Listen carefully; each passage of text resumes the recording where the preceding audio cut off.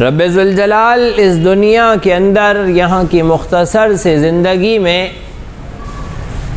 کون قابل اور لائق ہے آخرت کی نجات و کامیابی کے، اور کون ہے جسے آخرت کی کامیابی سے محروم کر دیا جائے، اس آزمائش سے دنیا کو گزاریں گے۔ دنیا کے اندر ہم آپ بھی جب کسی کو اپنا عزیز بناتے ہیں، جب کسی پر اعتماد اور بھروسہ کرتے ہیں، اپنی محبتوں کا، اپنی شفقتوں عنایتوں کا مستحق جب کسی کو سمجھتے ہیں تو اس سے پہلے اسے آزماتے ہیں۔ بغیر آزمائش کے کسی پر بھروسہ کر لیا جائے، بغیر جانچے پرکھے کے کسی سے دل لگا لیا جائے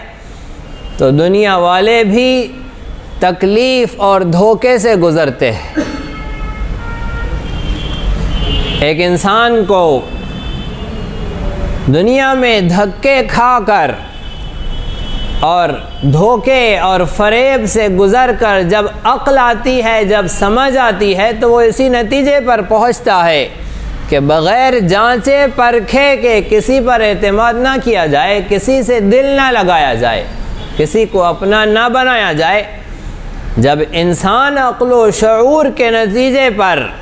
پہنچ کر یہ فیصلہ کرتا ہے تو جس نے عقل عطا کی ہے، جس نے شعور عطا کیا ہے،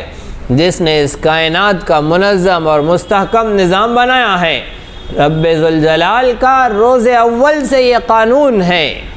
یہ اصول ہے، یہ نظام ہے کہ وہ اپنا بنانے سے پہلے جانچتے ہیں، پرکھتے ہیں،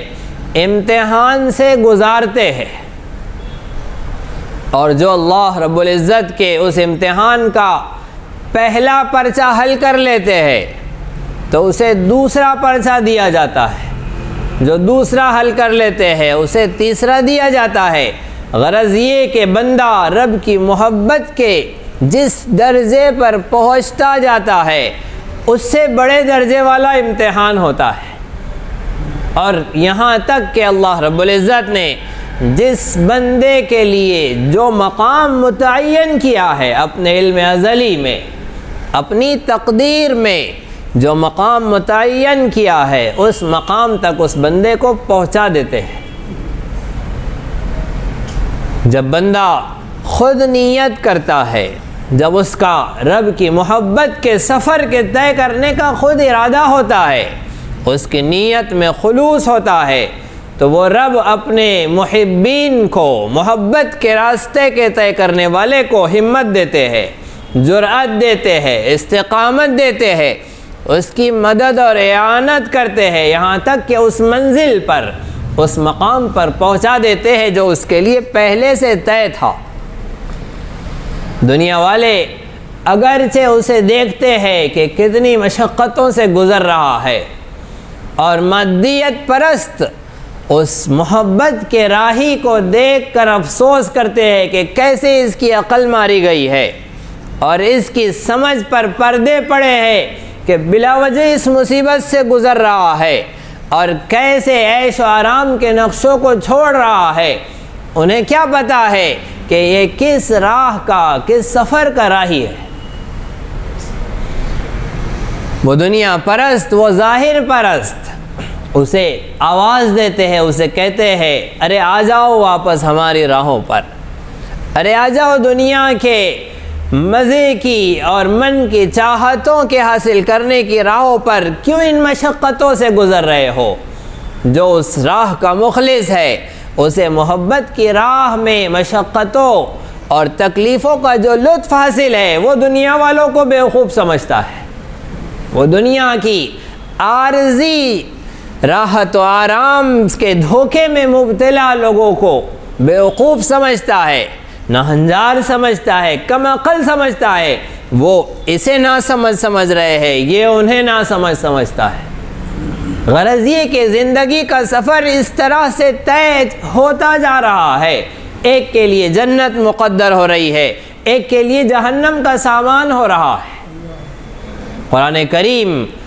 ان دونوں راہیوں کے واقعات کو اپنے اندر سمائے ہوئے ہے، اور قرآن کریم نے روز اول سے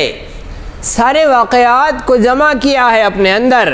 اور امت محمدیہ کے لیے ہوش کا سامان کر دیا ہے کہ تمہیں بھی ہم نے زندگی دی ہے، تمہیں بھی ہم نے جینے کا موقع دیا ہے، اس آسمان و زمین کے درمیان تم بھی اپنے دن کاٹ رہے ہو۔ کس جماعت میں سے ہو؟ کن لوگوں میں سے ہو؟ وہ جو مادیت پرست، وہ جو ظاہر پرست، وہ جو دنیا کے فنا ہو جانے والے، ختم ہو جانے والے، بے حیثیت، اور جسے دوام نہیں ہے، جسے استقلال نہیں ہے، جسے قرار نہیں ہے، ایسے مزے میں مبتلا ہے، ایسے دھوکے میں مبتلا ہے، کیا تم ان لوگوں میں ہو؟ یا پھر وہ جو دور کی نظر رکھتے ہیں،